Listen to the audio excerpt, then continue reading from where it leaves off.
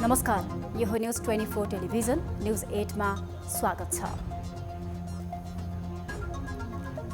नेपाल युवा शक्ति बेच्ने मुलुक बनिरहेको छ। देशमा युवा शक्तिको अभाव हुन थालेको छ। युवाहरू दैनिक हजारौंको संख्यामा विदेशिनका लागि विमानस्थलमा लाइन लागेर पासपोर्ट सहित सपना सजाइरहेका छन्। यस्तोमा सरकारले भनिरहेको छ 1 घण्टामै श्रम स्वीकृति लिने गरी प्रणालीको विकास गर्छौं। हुन त झन्झटयुक्त प्रणालीलाई छिटो, छरितो र सेवामुखी बनाउने विषय राम्रो हो, तर यसले युवा शक्तिको वैध बेचबिखनलाई झन् भयावह त बनाउने होइन, डर छ। खासमा सरकारले गर्नुपर्ने चाहिँ यस्तो होइन। देशमै अवसरको सृजना गर्छौं, परदेशमा जति कमाई हुन्छ त्यही स्तरमा पुर्याउँछौं भनेर योजना बनाएर कार्यान्वयनमा लैजानुपर्ने हो। तर नयाँ विचार भएको नयाँ पार्टीका जान्ने मन्त्री नै युवा विदेश पठाउन सजिलो हुने उपाय खोज्दै दङ्ग पर्दैछन्। अहिले राजा, पञ्चायत, गणतन्त्रसम्म सत्ता स्वार्थमा चपक्कै चप्किने प्रवृत्ति थप घातक बनिरहेको छ। श्रम मन्त्री बन्दै नागरिकको श्रम हकलाई षड्यन्त्रको शिकार बनाउन उद्धत मन्त्री शरद सिंह भण्डारीले ईपीएस प्रणालीबाट दक्षिण कोरिया रोजगार प्रणालीमा म्यान पावर कम्पनीलाई सुम्पिने निर्णय गराएका छन्। कोरियामा सस्तो खर्चमा श्रम गर्न जान पाउने विषयमा म्यान पावरलाई सुम्पिएर चलखेल गराउन खोजिएको छ। प्रधानमन्त्री प्रचण्डको निर्देशनलाई टोकरीमा राख्दै मन्त्री भण्डारीले म्यान पावरलाई कोरियामा श्रमिक पठाउने जिम्मा लगाएरै छाड्ने स्थिति बनेको छ। सस्तो लागतमा आकर्षक तलब सुविधा सहित कोरिया जाने युवाहरू अब म्यान पावरको चङ्गुलमा फस्नेदेखि उनीहरूसँग मोटो रकमको चलखेल नहोला भन्ने वातावरण छैन। सिप बेच्ने योजना बनाउनु पर्ने मुलुक युवा बेचिरहेको छ। युवालाई बेच्दा पनि मोल मोलाइका लागि म्यान पावरलाई भित्र्याइन्छ। तर पनि भनिन्छ मुलुक समाजवाद उन्मुख संविधान मानेर समृद्धको यात्रा तय गरिरहेको छ। जस्तो सुकै शासन र सत्तामा पनि फिट हुने शरद सिंह जस्ता मन्त्रीले मच्चाएको लुटको धन्दालाई सरकारले रोक्ने काम गरोस्। म्यान पावरले जिम्मा लिएका मुलुकमा श्रमिकले पाएको दुःख लुकेको छैन। खाडीमा फ्री भिजा, फ्री टिकट भनिए पनि लाखौं असुल गरिएकै छ। कमाउ धन्दा चलेकै छ। यसर्थ सरकारले भण्डारीको करतुतलाई रोक्ने निर्णय गरोस्। G2G मार्फत चलिरहेको कोरिया रोजगार प्रणालीलाई निरन्तरता दियोस्। युवा बेच्ने मुलुक सेप बेच्नेतर्फ सोचोस्। अब न्यूज 8 का हेडलाइन्स। माओवादी उपाध्यक्ष महरालाई 4 दिन हिरासतमा राख्न जिल्ला अदालत काठमाडौँको अनुमति, उपचारको व्यवस्था मिलाउन आदेश, माओवादीले बोलायो पदाधिकारी बैठक।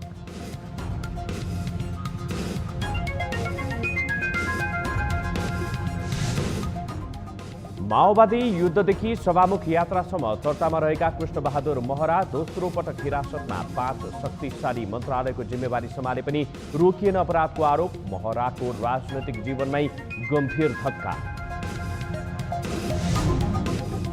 रुसी सेनामा रहेका नेपाली स्वदेश फर्किन चाहे करार रद्द गर्न रुसले जनायो सैद्धान्तिक सहमति। शक क्षतिपूर्तिमा पनि रुस लचक, पीडित परिवारमा जाग्यो आशा। मृतकका परिवारलाई क्षतिपूर्ति एवं बीमा बापतको रकम उपलब्ध गराउने प्रक्रिया प्रारम्भ गर्यो। गृहमन्त्री रवि लामिछानेमाथि संसदमै लाग्न थाल्यो सहकारी ठगीको आरोप। निष्पक्ष छानबिनको माग गर्दै कङ्ग्रेसका प्रश्न, सत्तापक्षबाटै आयोग गठनको प्रस्ताव दिनका लागि तयारै छु। जवाफ सुनेपछि उहाँहरू बेहोस हुने हो कि थाहा छैन। र अटो रिक्साबाटै आत्मनिर्भर बन्दै कैलाली कञ्चनपुरका महिला, आर्थिक बोझका साथै महिला सशक्तिकरणमा योगदान। मासिक 40,000सम्म कमाई हुने दाबी।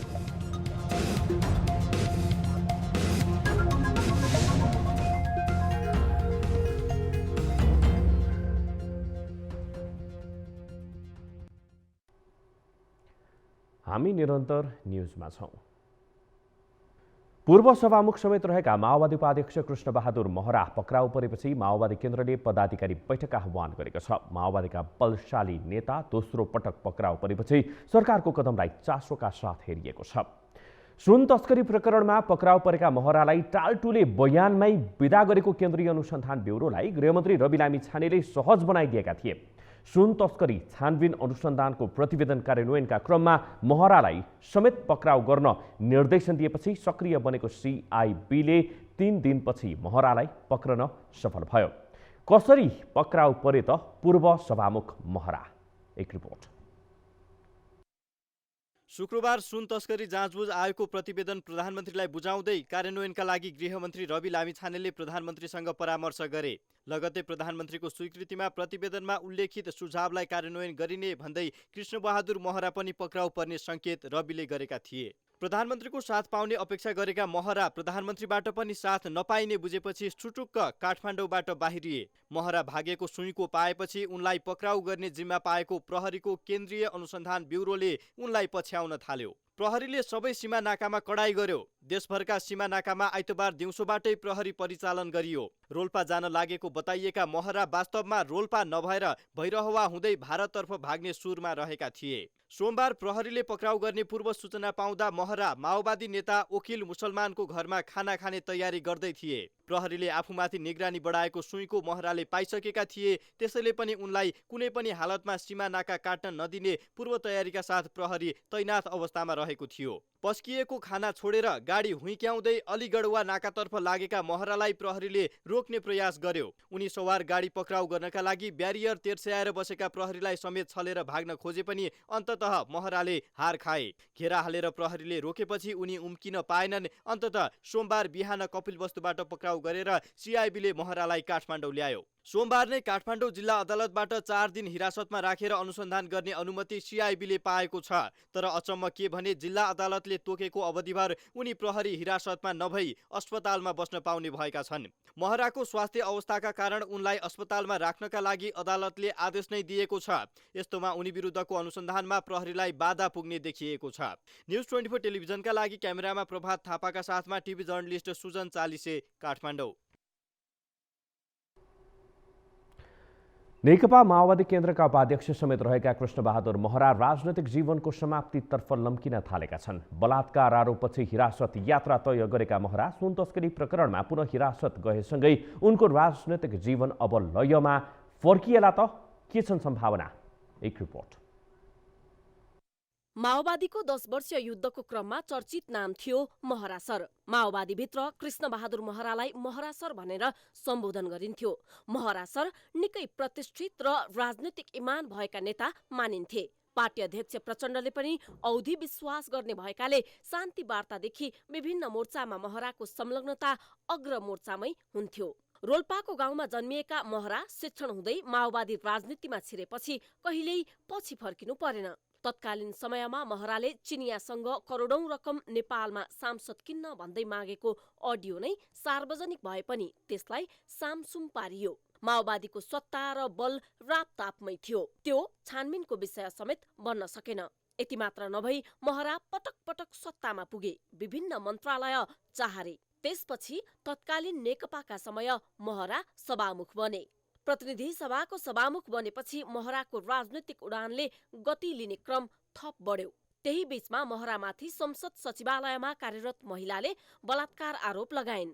उनी सभामुखको सरकारी निवासबाटै पक्राउ परे। त्यो बेला उनी 133 दिन थुनामा बसेका थिए। यो पटक भने के हुन्छ भन्ने विषय अनुसन्धानपछि नै थाहा हुनेछ। राजकीय पदमा महराको इन्ट्री। 2063 सालको अन्तरिम सरकारमा सूचना तथा सञ्चार मन्त्री। माओवादी केन्द्रका अध्यक्ष प्रचण्डको नेतृत्वमा 2065 सालमा गठित सरकारमा सूचना तथा सञ्चार मन्त्री। 2067 सालमा झलनाथ खनाल नेतृत्वको सरकारमा उपप्रधान एवं गृहमन्त्री। 2073 सालमा कांग्रेस माओवादी केन्द्र नेतृत्वको सरकारमा उपप्रधान सहित अर्थमन्त्री। 2074 सालमा शेरबहादुर देउबा नेतृत्वको सरकारमा फेरि उपप्रधान सहित परराष्ट्र मन्त्री। 2074 को निर्वाचनपछि सभामुख। 5 पटक मन्त्री र 1 कार्यकाल सभामुख बनेका महराको राजनीतिक उडान लोभलाग्दो मात्र थिएन। उनी दाङ निर्वाचन क्षेत्रबाट प्रतिनिधि सभा सदस्य बनेपछि उनले दाङको घोराई क्षेत्र र आफ्नो निर्वाचन क्षेत्रमा विभिन्न काम समेत गरेका थिए। बजेटमा कुनै समस्या नपारेका महराले दाङ पुग्दा राम्रै सम्मान पाउँथे। उनको चार्मिङ अर्कै थियो। तर बलात्कार आरोपपछि खस्किएका महरा राजनीतिक रूपमा बौरिन सकेनन्। छोराको पक्राउपछि थलिए महरा। राहुल भनिने रेशम महरा भेप मार्फत भएको भनिएको सुन तस्करी प्रकरणमा पक्राउ परेपछि महरा विक्षिप्त बनेका थिए। बलात्कार आरोपमा पक्राउ पर्दा एमसीसीलाई संसदमा टेबल गर्न अस्वीकार गरेकै कारण आफूमाथि षड्यन्त्र भएको बताएका महरा सुन तस्करी प्रकरणमा आफूले सुन तस्करी गर्ने चिनिया नागरिकलाई फलफुल व्यापारीको रूपमा चिनेको बताइरहेका छन्। चिनिया नागरिकले ल्याएको भेपलाई विमानस्थलबाट छुटाउन प्रयास गरेका महराका छोरा राहुल अहिले थुनामै रहेका बेला महरा पनि पक्राउ परेपछि अब उनको राजनीतिक जीवन लगभग सकिएको तर्क गर्न थालिएको छ। महरा र सुन तस्करीको विषयमा प्रहरीले अनुसन्धान गर्ने र त्यसको नतिजा अनुसार प्रक्रिया अघि बढ्ने भए पनि उनीमाथिका यस्ता आरोपले अब राजनीतिक रूपमा महरालाई सहज हुने अवस्था भने पक्कै देखिन्न। न्युज 24 टेलिभिजनका लागि ब्युरो रिपोर्ट। गृहबाट परराष्ट्र मन्त्रीमा सरुवा भएका नारायण काजी श्रेष्ठले रुसी सेनामा भर्ती भएका नेपाली नागरिकलाई नेपाल फिर्ता ल्याउने विषयमा सफलता हात लाग्ने सङ्केत गरेका छन्। रुसी सरकारले नेपाली नागरिकको करार रद्ददेखि नेपाली फिर्तीको विषयमा समेत सहमति जुटाएको दावी मन्त्री श्रेष्ठको छ। यद्यपि केही प्रक्रिया पुग्न भने बाँकी छ। यस्तो अवस्थामा के उनले यस विषयमा सफलता पाउलान् त? एक रिपोर्ट।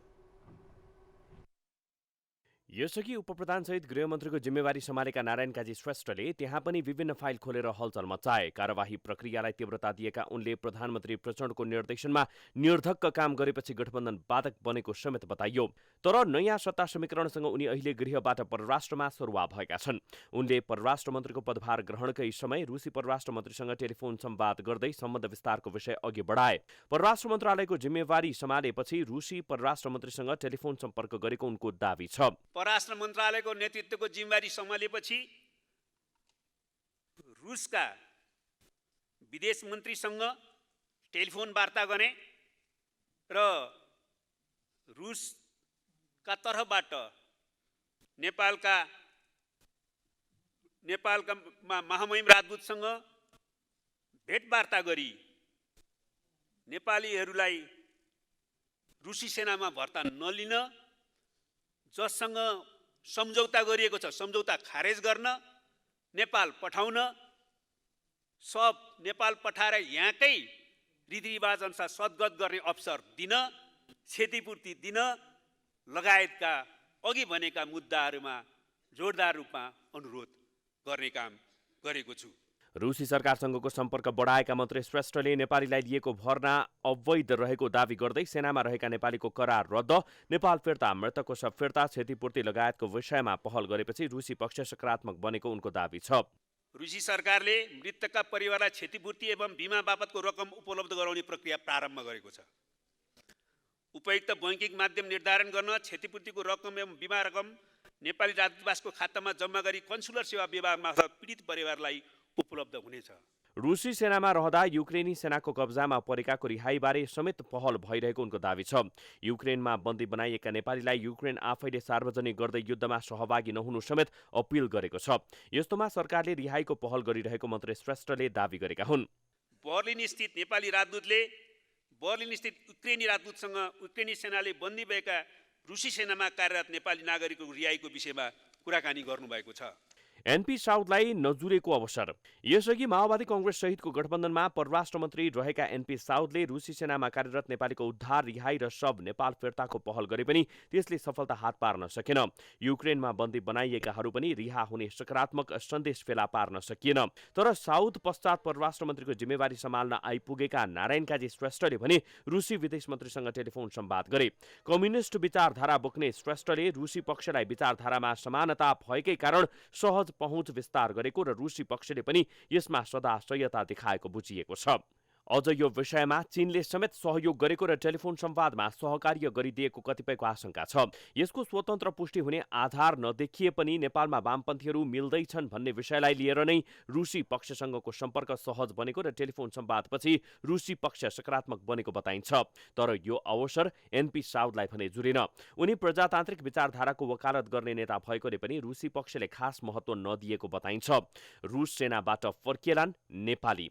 रुसी सरकारले नेपालबाट सेनामा भर्ती भएकालाई करार रद्द गराउने सैद्धान्तिक सहमति दिएको छ। द्विपक्षीय सम्बन्ध, नेपालमा वामपन्थीहरूको गठजोड र चीनले पनि सकारात्मक भूमिका खेलेपछि नेपालीहरू फर्किने सम्भावना बढेको बताइन्छ। करार रद्द गर्ने विषयमा रुसले सेनामा भर्ती भए पनि चाहना व्यक्त गर्नेहरू भन्ने शब्द राखेको छ। चाहना व्यक्त शब्दको प्रयोग सुविधा थप गरेर उनीहरूलाई त्यतै राख्न कोसिसका लागि उल्लेख गरिएको विश्लेषण गरिएको छ। तर यति भए पनि सरकारको यो सहजीकरणले नेपालीहरू फर्किने अपेक्षा भने बलियो बनिरहेको देखिन्छ। न्युज 24 टेलिभिजनका लागि ब्युरो रिपोर्ट। ठुला भनिएका उद्योगमा पटक पटक आगो लागिरहने भएकोले साँच्चै आगलागी भएकै हो कि आगो आफैले लगाइएको हो भन्ने आशंका उब्जिने गरेको छ। त्यसैको पछिल्लो उदाहरण हो भगवती लेमिनेट्सको प्लाई उद्योगमा भएको आगलागी। करिब 80 घण्टापछि मात्रै आगो नियन्त्रणमा आएको घटनाका विषयमा अनुसन्धान जारी रहेको भए पनि सञ्चालकहरूको खराब इतिहासका कारण आफै लगाएका त होइनन् भन्ने प्रश्न पनि उठेको छ। एक रिपोर्ट। गत फागुन 28 गते भएको आगलागीमा झापा मेचीनगरस्थित ज्यामिरगढीमा रहेको प्लाई उद्योग भगवती लेमिनेट्सको मुख्य संरचनाहरू जलेर ध्वस्त भए। 8 वटा दमकललाई पनि आगो नियन्त्रणमा लिन हम्मे हम्मे परेको थियो। 25 करोड रुपैयाँको राजस्व हिनामिना हुँदा पनि 32 लाख मात्र तिरेर राजस्व छलेकाले पनि भगवती लेमिनेट्सले आफैले योजनाबद्ध रूपमा आगलागी गराएको हो कि भन्ने आशंका व्यापक भइरहेको छ। लेमिनेट्समा हुने गरेको कच्चा र पक्का बिलको कारोबार र राजस्व विभागको छानबिनलाई समेत छलेर करोडौं हिनामिना गरेको अवस्थामा थप अनुसन्धान छल्न खाली गोदाममा नक्कली आगलागी गराएको आशंका गरिए पनि यस विषयमा थप अनुसन्धान भइरहेको छ। करिब 80 घण्टा जति आगलागी भएर नियन्त्रणमा आएको छ। 10 वटा दमकलहरू प्रयोग भएका थिए र आगो नियन्त्रण। अहिले त्यो आगो कसरी लाग्यो भन्ने सम्बन्धमा हाम्रो सधैँ अनुसन्धान त भइरहन्छ। त्यही स्थितिमा छ। गत वर्ष मात्र राजस्व हिनामिनामा भगवती लेमिनेट्स उद्योगका तत्कालीन सञ्चालकहरू रजनीश कर्णानी, सन्तोष आचार्य, रतनलाल अग्रवाल, निर्मला कर्णानी, निर्मला सरिया, दिपेन्द्र कुमार अग्रवाल र रतन कुमार अग्रवाललाई एकपछि अर्को गर्दै राजस्व अनुसन्धान विभागले अनुसन्धान समेत गरेको थियो।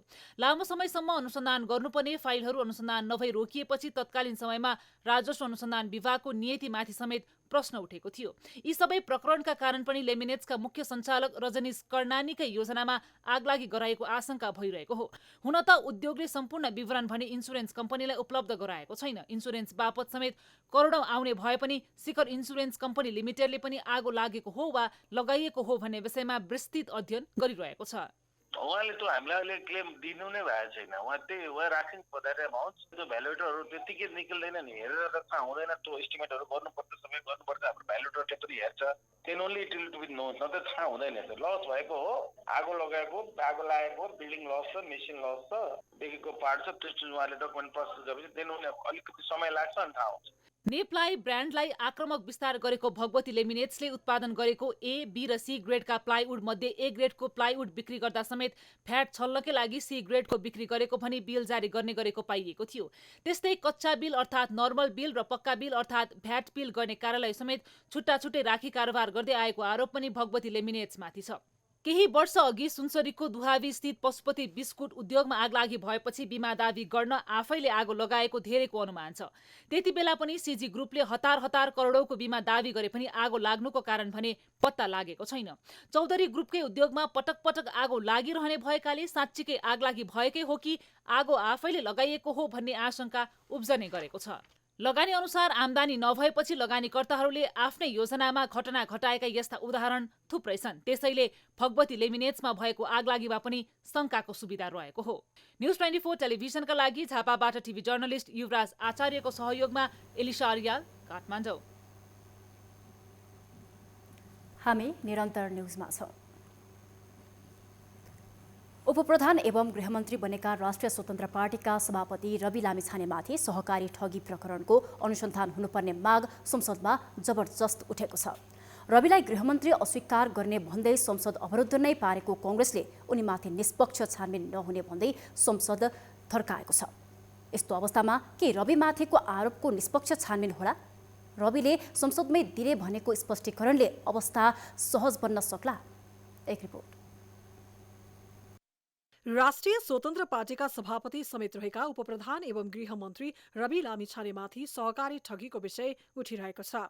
देशका विभिन्न क्षेत्रमा सहकारी खोलेर सर्वसाधारण निक्षेपकर्ताको रकम झ्वाम पारेका गितेन्द्र बाबु राई जीविसज्ञको कनेक्सन र रविको नाममा पुलेसो कर्जाको नाममा भएको भनिएको कारोबार लगायत विषयलाई जोडेर छानबिनको माग भइरहेको छ। यस्तोमा रवि आफैले पनि संसद परिसरमा पत्रकारहरूसँग कुरा गर्दै आफू संसदमै उभिएर जवाफ दिन तयार रहेको भन्दै कङ्ग्रेसमाथि आक्रोश पोखेका थिए। यो उहाँहरूलाई लागेको हो, केही छैन। त्यो उहाँहरूले भन्नुभयो संसदमा विधेयकै प्रस्तुत गर्न नदिने, कानुनै बनाउन नदिने भन्ने त के गर्न सकिन्छ र? जवाफ दिनका लागि तयारै छु। जवाफ सुनेपछि उहाँहरू बेहोस हुने हो कि थाहा छैन। सहकारी ठगी प्रकरणमा रविको नाम जोडिएको यो पहिलो घटना भने होइन। लामो समयदेखि उनीमाथि सहकारी ठगीको आरोप लाग्दै आएको छ। रविले आफ्नो कुनै संलग्नता नरहेको दावी गरे पनि बुटवल र पोखरामा उनी पीडितको घेराबन्दीमै परेका थिए। उनले आफूले सहकारी पीडितलाई न्याय दिलाएर छाड्ने दावी गर्नेमा परे पनि उनी आफै प्रहरीको नेतृत्वमा पुगेपछि यसमा आशंकाहरू व्यक्त गर्न थालिएको छ। आशंकापछि एमाले पनि सहकारी ठगी प्रकरणमा छानबिन आयोग गठन गर्नुपर्ने माग राखेको छ। सरकारले तत्काल अधिकार सम्पन्न छानबिन आयोग बनाउनु पर्छ र चाहिँ जिम्मेवारपूर्वक खोजी गर्नुपर्छ। म सरकारलाई आग्रह गर्न चाहन्छु, तत्काल अधिकार सम्पन्न छानबिन आयोग बनाऊ। एमाले संसदमा छानबिन आयोगको माग गरे पनि कङ्ग्रेसले भने रविमाथि प्रश्न र आक्रोश पोखिरहेको छ। कङ्ग्रेस महामन्त्री समेत रहेका सांसद गगन थापाले रविलाई थुप्रै प्रश्न गरेका छन्। यसरी नक्कली खाता खोल्ने मानिसहरू मध्येको एउटा नाम हो रवि लामिछाने। माननीय गृहमन्त्री रवि लामिछाने माननीय हुनुहुन्छ, भोलि प्रधानमन्त्री बन्नु होला, शुभकामना छ, बन्न पनि सक्नुहुन्छ, अलग विषय हो। तर रवि लामिछाने 1 करोड रुपियाँ लिनुभएको छ, सहकारीको सदस्य हुनुहुन्न। हाम्रो कानुनको दफा 50ले भन्छ यो गैर कानुनी छ। रविमाथिका प्रश्नमा सत्ता पक्षले भने कङ्ग्रेसले गठबन्धन भत्काउने षड्यन्त्र गर्न थालेको भन्दै छानबिनको विषयलाई प्राथमिकता नदिन खोजेको जस्तो देखिन्छ भनी प्रतिक्रिया दिएको छ। गृहमन्त्रीको राजीनामा सान्दर्भिक छैन, किनभने कुनै उहाँमाथि अभियोग लगाएर या अनुसन्धान गरेर कुनै निकायले पुष्टि गरेर कुनै कारबाहीको सिफारिस गरेको या यस्तै खालको विषय होइन र राजनीतिक रूपले अलिकति सत्ता परिवर्तन भएपछि गृहमन्त्रीमाथि अलिकति आक्रमण भएको छ। अहिले राजसभाका लिडरसिपलाई गृहमन्त्रीलाई आक्रमण गर्न सक्दा यो सरकार ढाल्न सकिन्छ भनेर अङ्कगणितका आधारबाट जसरी प्रस्तुति देखाउन खोजिएको छ वा विषयवस्तुलाई अगाडि बढाउन खोजिएको छ, उहाँहरूले 1 महिनाभित्रमा सरकार ढाल्छु भनेको के कारणले भन्दा राजसभालाई सबै हिसाबले आक्रमण गर्ने, त्यहाँको नेतृत्वलाई चाहिँ बदनामित गर्ने, टिक्न खान नसकेपछि यो सरकार ढाल्न सकिन्छ भने त्यो ध्येयका साथ नेपाली काङ्ग्रेस अगाडि बढेको होइन र। प्रहरीले सहकारी ठगी प्रकरणमा मुछिएका गितेन्द्र बाबु राई जीबीलाई पक्राउ गर्नको लागि मलेसियालाई कूटनीतिक पत्र पठाए पनि उनी पक्राउ परिसकेका छैनन्। जीबी पक्राउ परिसकेको भन्दै गृह मन्त्रालयले सूचना समेत चुहाएको थियो। तर रविले नेतृत्व सम्हालेको भोलिपल्ट चुहाएको सूचना प्रहरीले गलत साबित गरिदिएपछि अहिले जीबी पक्राउको विषय सेलाएको छ।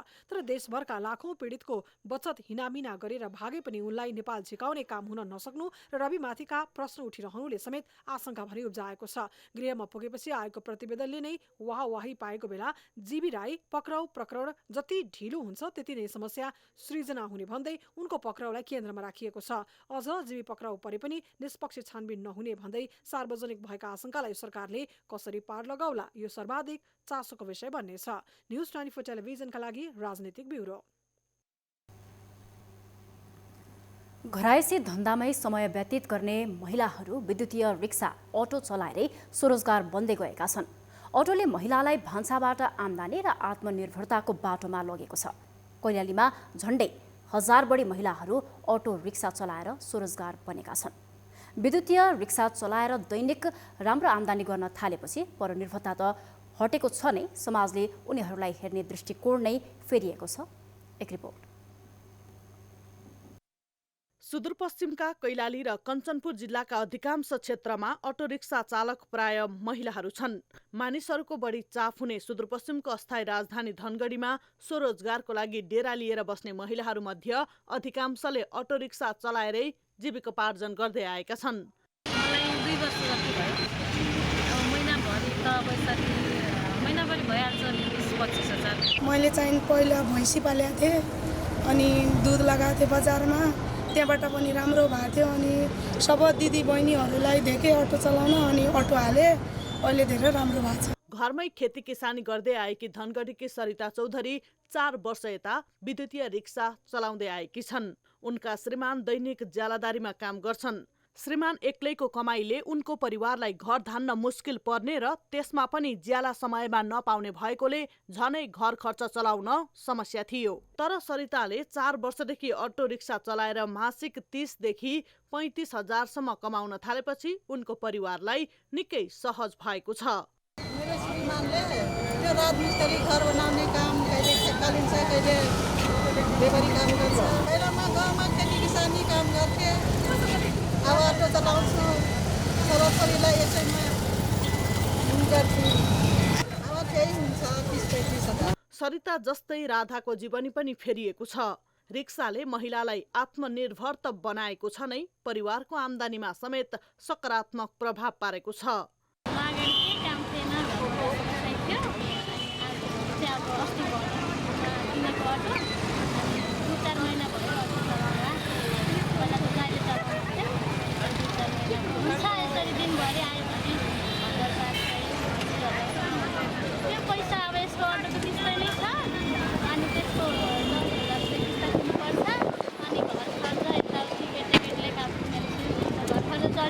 घर धन्दामा सीमित महिलाले आत्मनिर्भरताको बाटो मात्रै खोजेका छैनन्, परिवारमा आम्दानीको स्रोतलाई समेत बलियो बनाउन योगदान पुर्याइरहेका छन्। अटो रिक्साले महिलाको दैनिकी फेरिएको छ। महिलाको दैनिकीसँगै परिवारको आर्थिक सङ्कट समेत टरेको छ। धनगढीमा अहिले पुरुष भन्दा बढी महिला रिक्सा चालक देखिन्छन्। जिल्ला ट्राफिक प्रहरी कार्यालय कैलालीका अनुसार कैलालीमा 8122 वटा अटो रिक्साहरू सञ्चालनमा रहेका छन्। न्युज 24 टेलिभिजनका लागि कैलालीबाट टिभी जर्नलिस्ट सुशील ढुङ्गानाको रिपोर्ट। नेपाल राष्ट्र बैंकले ग्लोबल मनी विक 2024 सुरु गरेको छ। राष्ट्र बैंकले सुरुवात युवाबाटै बलियो आधार बचतबाटै भन्ने मूल नाराका साथ एक सातासम्म मनी विक मनाउन लागेको हो। राष्ट्र बैंकले वित्तीय साक्षरता समावेशीकरणलाई मनी विकमा प्राथमिकतामा राखेको छ। एक report.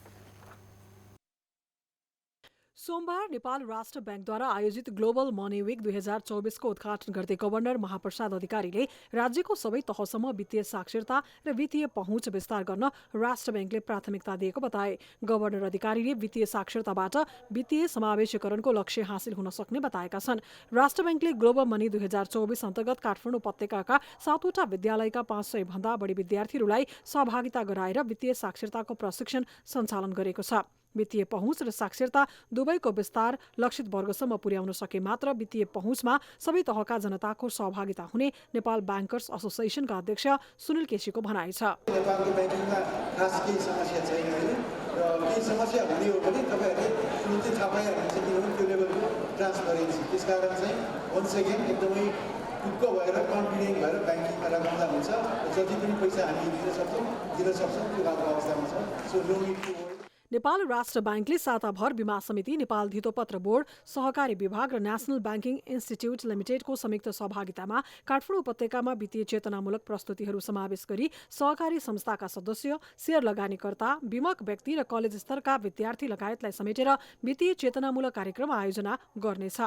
Global money week OECD वित्तीय शिक्षाको लागि अन्तर्राष्ट्रिय सञ्जालले 18 देखि 24 मार्चसम्म विश्वव्यापी रूपमा आयोजना गर्ने साप्ताहिक कार्यक्रम हो। सन् 2012 देखि हरेक वर्ष ग्लोबल मनी विक विश्वभर मनाउने गरिएको छ। यो बालबालिका र किशोर किशोरीहरूमा वित्तीय शिक्षाको महत्त्वबारे जागरण ल्याउने उद्देश्यले मनाइने अभियान अन्तर्गत विश्वभरका बालबालिकाहरूलाई लक्षित गरेर सञ्चालन गरिदिएको छ। बीमा प्राधिकरणका अध्यक्ष सूर्यप्रसाद सिलवाल, नेपाल राष्ट्र ब्याङ्कका डेपुटी गभर्नर बमबहादुर मिश्र, नेपाल धितोपत्र बोर्डका कार्यकारी निर्देशक डाक्टर नवराज अधिकारी, सहकारी विभागका रजिस्ट्रार पिताम्बर घिमिरे, राष्ट्र ब्याङ्क र वित्तीय क्षेत्रका विज्ञहरूले वित्तीय साक्षरता लक्षित वर्गसम्म पुर्याउनु पर्नेमा जोड दिएका छन्। हाम्रो कर्जा उठ्ने दर पनि राम्रो छ र हामीसँग पर्याप्त तरलता पनि छ हाम्रो ब्याङ्किङ सिस्टममा। प्लस अघि उहाँले भनेको जस्तै बैंक वित्तीय संस्थाले एभ्री डे के कस्तो गतिविधि गरिरहेको छ भन्ने कुरो हामी as a regulator, as a supervisor दैनिक रूपमा हेरिरहेका हुन्छौँ, त्रैमासिक रूपमा हेरिरहेका हुन्छौँ, मासिक रूपमा हेरिरहेका हुन्छौँ र कुनै पनि सानो तिनो मात्र समस्या आउन सक्ने सम्भावना मात्र देखेको पनि हामी ब्याङ्कलाई अवार्ड गरिरहेका छौँ। शहरी क्षेत्रका बैंक तथा वित्तीय संस्था तथा ग्रामीण तथा शहरी क्षेत्रका सहकारी संघ संस्थाका सदस्य तथा वित्तीय क्षेत्रका ग्राहकहरूलाई वित्तीय साक्षरतामा जोड्न राष्ट्र ब्याङ्कले जोड दिएको छ। न्युजहरू अझै बाँकी छन्, अब पालो ब्रेकको।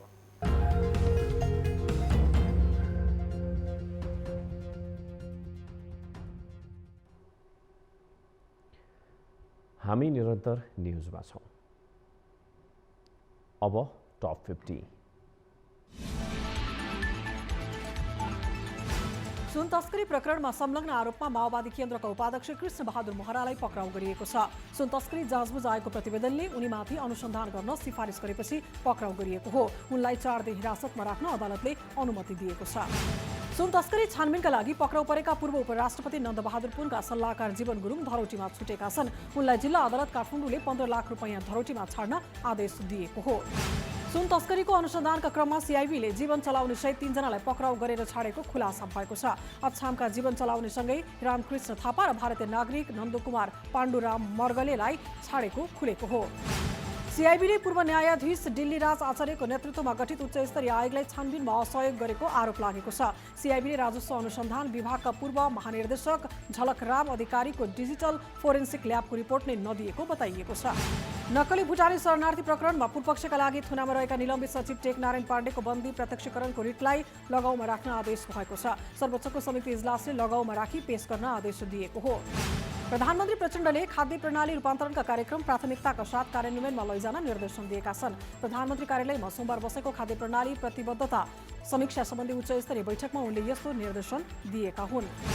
श्रम रोजगार तथा सामाजिक सुरक्षा मन्त्री डोल प्रसाद अरियाल र अन्तर्राष्ट्रिय श्रम संगठनको नेपाल स्थित कार्यालयका निर्देशक नुमान ओजाकानले शिष्टाचार भेटवार्ता गरेका छन्। भेटमा श्रम संगठनका बीचमा भएका सहकार्य र आगामी सहकार्यबारे छलफल भएको छ। सर्वोच्च अदालत परिसरमा हतियार लिएर प्रवेश गर्ने एक व्यक्ति पक्राउ परेका छन्। सोमबार दिउँसो सर्वोच्च अदालतभित्र हतियार लिएर प्रवेश गरेको पाइएपछि व्यवसायी दुर्गा प्रसाईका बडीगार्ड दीपक खड्कालाई पक्राउ गरिएको हो।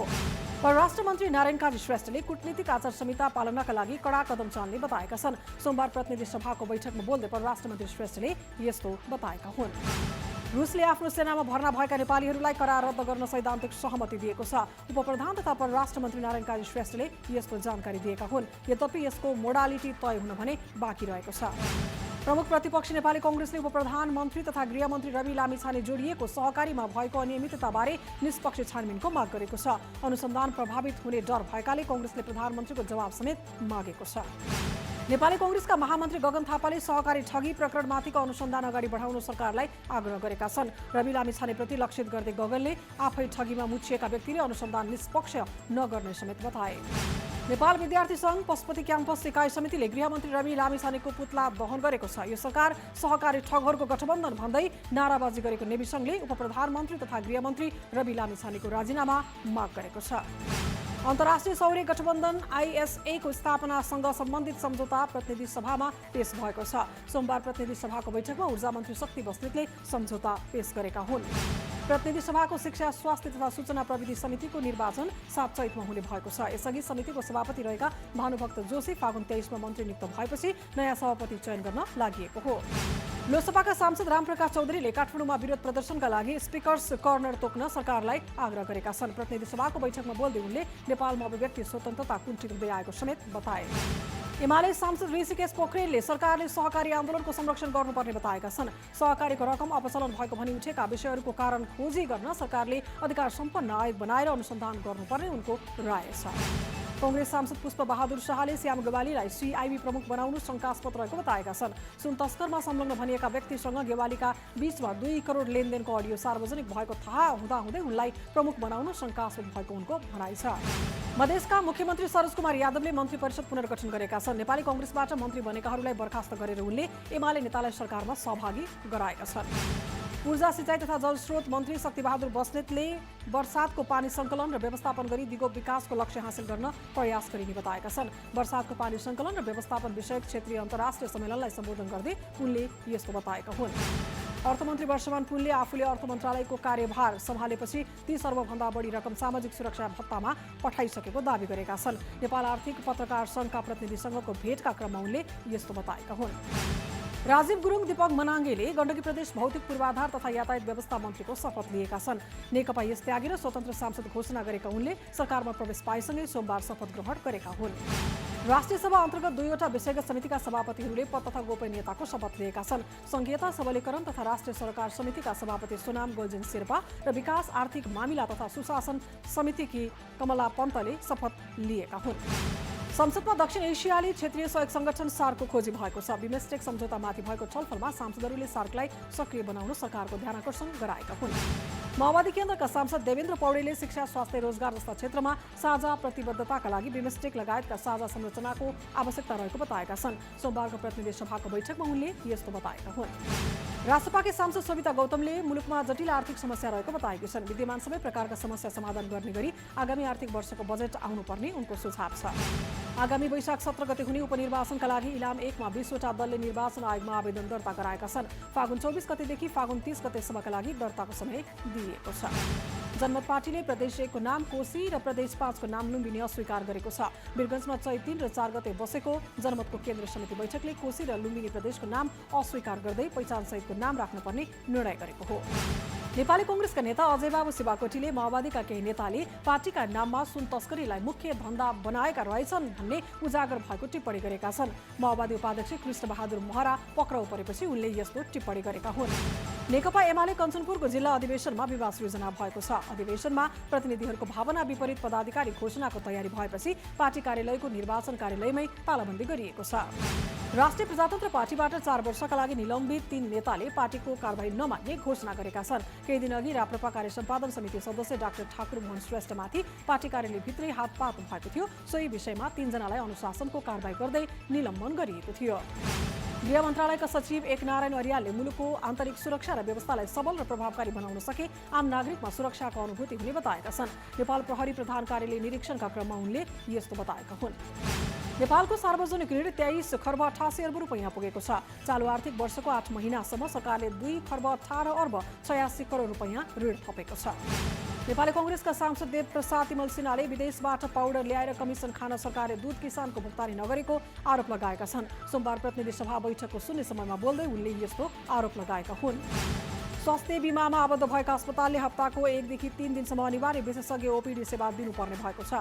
स्वास्थ्य बीमा बोर्डले निर्णय गर्दै सेवा प्रदायक संस्थालाई कार्यान्वयनका लागि यस्तो पत्र लेखेको हो। काठमाडौँ महानगरपालिकाले सहकारीबाट लिएको रकम समयमै चुक्ता गर्न आग्रह गरेको छ। सावा र ब्याज समयमै नतिरे कडा कारबाही गर्ने चेतावनी समेत काम पाएको छ। सरकारले सञ्चालन गरेको दादुरा रुबेला विरुद्धको खोप अभियानमा अहिलेसम्म 94% बालबालिकाले खोप लगाएका छन्। चैत 3 सम्मको तथ्याङ्क अनुसार 54,42,469 जना बालबालिकाले दादुराको खोप लगाएका हुन्। डेङ्गुको संक्रमण यस वर्ष बर्खा नलाग्दै बढ्न थालेको छ। यो वर्ष जाडो महिनामा समेत संक्रमण शून्यमा झरेन। डेङ्गुले गत वर्ष जस्तै प्रकोपको रूप लिने चिन्ता बढेको छ। गत सोमबार गुडिरहेको ट्रकमा आगलागी हुँदा क्षति भएको कैलालीको चिसापानी स्थित कर्णाली पुलमा सवारी साधन सञ्चालन हुन थालेका छन्। सोमबारदेखि एकतर्फी रूपमा सवारी साधन सञ्चालनमा ल्याइएको हो। नेपालमा घर छाडेका नागरिकको जनसङ्ख्या 44.5 लाख रहेको देखिएको छ, जसमध्ये 22 लाख नेपाली विदेशमा भएका छन्। कैलालीको धनगढी उपमहानगरपालिकाका मेयर गोपाल हमाललाई ज्यान मार्ने धम्की दिएको छ। मेयर हमाललाई व्हाट्सएपमा कल गर्दै राणा थर गरेका व्यक्तिले ज्यान मार्ने धम्की दिएकाले सुरक्षा व्यवस्था गर्न प्रहरीमा निवेदन दिएको छ। कैलाली भन्सार कार्यालयबाट चालु आर्थिक वर्षको 8 महिनामा 26 करोड 37 लाखको गहुँ आयात गरिएको छ। सोही अवधिमा 12 करोड 21 लाखको मकै, 5 करोड 94 लाखको चामल र 1 करोड 92 लाख रुपैयाँको तोरीको दाना समेत आयात भएको छ। शुक्लाफाटा राष्ट्रिय निकुञ्ज पर्यटक आकर्षित गर्ने उद्देश्यले 7औं शुक्लाफाटा पर्यटन महोत्सव हुने भएको छ। मेमदत्त नगरपालिकाको आयोजनामा आगामी मङ्गलबारदेखि बिहिबारसम्म महोत्सव हुन लागेको हो। नेप्से परिसूचकमा सोमबार 3.27 अङ्कले वृद्धि भएर 2073.53 को बिन्दुमा कायम भएको छ। यस दिन 2 अर्ब 88 करोड 56 लाख 37,818 बराबरको कारोबार भएको छ। आईसीसीका अध्यक्ष ग्रेग बार्कले 4 दिने नेपाल भ्रमणका लागि काठमाडौँ आइपुगेका छन्। भ्रमणका क्रममा उनले प्रधानमन्त्री प्रचण्ड, अर्थमन्त्री र युवा तथा खेलकुद मन्त्रीसँग छलफल गर्ने क्यानले जनाएको छ। नेपाल क्रिकेट सङ्घ क्यानले नेपाल A को परीक्षणका लागि 40 खेलाडीलाई बोलाएको छ। अर्को सातादेखि घरेलु मैदानमा हुने आयरल्यान्ड A टोलीसँग खेल्नको लागि प्रशिक्षणमा बोलाइएको हो। सैना मैना क्रिकेट क्लबले भैरवामा जारी dream unique Rupandehi super league 1 day cricket प्रतियोगिता अन्तर्गत डिभिजन बी को सोमबारको खेलमा सहज जित निकालेको छ। ज्ञानोदय क्रिकेट क्लब 6 विकेटले पराजित भएको छ। भ्लादिमिर पुटिनले करिब 88% मत ल्याएर 5औं कार्यकालका लागि रुसी राष्ट्रपतिमा निर्वाचित भएका छन्। आइतबार मतदान सम्पन्न भएपछिको पहिलो आधिकारिक नतिजा अनुसार पुटिनले 87.97% मत ल्याएका हुन्। उत्तर कोरियाले आज पूर्वी सागर सी अफ जापानमा 3वटा ब्यालिस्टिक मिसाइल प्रहार गरेको छ। दक्षिण कोरियाको रक्षा मन्त्रालयले उक्त जानकारी दिएको हो। र पाकिस्तानले हवाई हमला गरेको आरोप अफगानिस्तानको तालिबान सरकारले लगाएको छ। यो हमलामा कम्तीमा 8 जनाको ज्यान गएको बताइएको छ।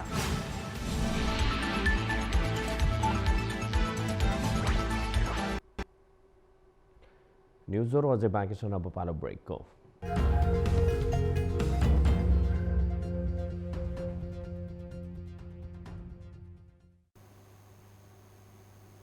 हामी निरन्तर न्युजमा छौँ। अब वेदर अपडेट।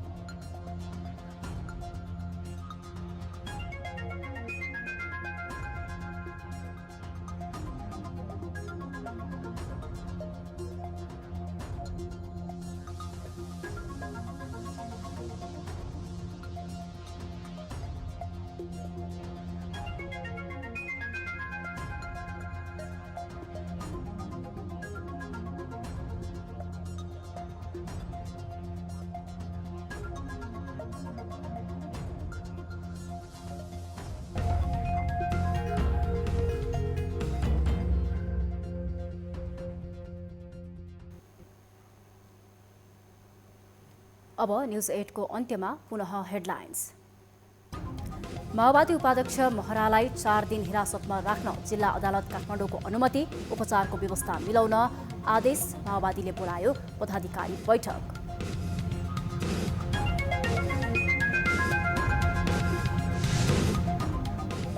माओवादी युद्धदेखि सभामुख यात्रासम्म चर्चामा रहेका कृष्णबहादुर महरा दोस्रो पटक हिरासतमा, 5 शक्तिशाली मन्त्रालयको जिम्मेवारी सम्हाले पनि रोकिएन अपराधको आरोप, महराको राजनैतिक जीवनमै गम्भीर धक्का। रुसी सेनामा रहेका नेपाली स्वदेश फर्किन चाहे करार रद्द गर्न रुसले जनायो सैद्धान्तिक सहमति, सब फिर्तादेखि क्षतिपूर्तिमा पनि रुस लचक, पीडित परिवारमा जाग्यो आशा। बीमा बापतको रकम उपलब्ध गराउने प्रक्रिया प्रारम्भ गरेको। गृहमन्त्री रवि लामिछानेमाथि संसदमै लाग्न थाल्यो सहकारी ठगीको आरोप, निष्पक्ष छानबिनको माग गर्दै कांग्रेसका प्रश्नै प्रश्न, सत्ता पक्षबाटै आयोग गठनको प्रस्ताव। जवाफ सुनेपछि उहाँहरू बेहोस हुने हो कि थाहा छैन। र अटो रिक्साबाटै आत्मनिर्भर बन्दै कैलाली कञ्चनपुरका महिला आर्थिक बोझका साथै महिला सशक्तिकरणमा योगदान, मासिक 40,000 सम्म कमाइ हुने दाबी।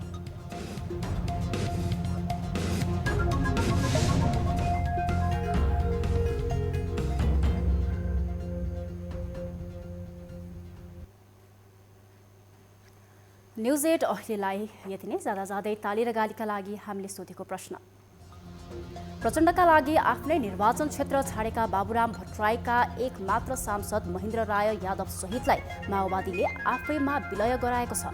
के यो बाबुराममाथि प्रचण्डको विश्वासघात हो भन्नेले तालीमा र होइन भन्नेले गालीमा हाम्रो पात्रको एपमा गई भोट गर्न सक्नुहुनेछ। थप न्युजका लागि हाम्रो वेबसाइट www.news24nepal.com हेर्नुहोला। साथै हामीलाई फेसबुक, ट्विटर, युट्युबमा पनि फलो गर्न सक्नुहुनेछ। यस्तै मोबाइल, भाइबर र इमेलबाट 24 अपडेट्समा समस्या र गुनासो गर्न सक्नुहुनेछ। अहिलेलाई बिदा दिनुहोस्, हामी निरन्तर न्युजमा छौँ। नमस्ते।